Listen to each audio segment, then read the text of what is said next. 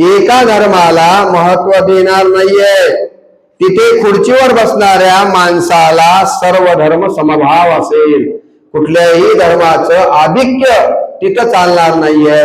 धर्माच्या बाबतीमध्ये निरपेक्ष वृत्ती ज्याच्या ठिकाणी असेल अशा पद्धतीचा जाणीवपूर्वक हा शब्द इथं घालण्यात आलेला आहे। समाजवादी, धर्मनिरपेक्ष, लोकशाही, गणराज्य असा पुढे शब्द आलेला आहे। ज्या लोकशाही बद्दल मला असं वाटतं की कलिमठ सर आपल्या समोर बोललेलेच आहेत।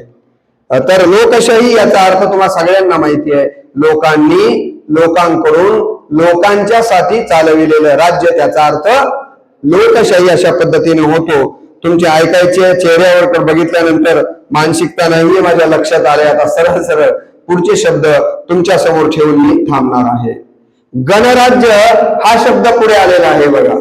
धर्मनिरपेक्ष म्हणजे तुम्हाला लक्षात आलं, लोकशाही म्हणजे लोकांनी लोकांच्यासाठी, लोकांकडून आणि लोकांच्या कल्याणासाठी चालवलेलं राज्य म्हणजे लोकशाही, जे आपल्या या देशामध्ये आहे। आणि एक गोष्ट लक्षात घ्या, संविधानकर्त्यांनी जागरूकपणे या देशामध्ये संविधान लागू केलं म्हणून आपल्या देशात जगातला सगळ्यात मोठं लोकसंख्येनं असणारं राष्ट्र, परंतु इथली लोकशाही आजही अबाधित आहे।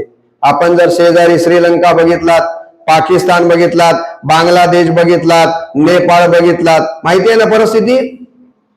परवा नेपाळला तुम्हाला माहिती आहे की मंत्र्यांना सगळे अंगावरचे कपडे काढून फरफटत कुत्र्याला जसं ओढतात तसं रस्त्यानं ओढलं, त्यांची घरं जाळून टाकलेली आहेत, लोकशाहीच्या चिदड्या ओढल्या।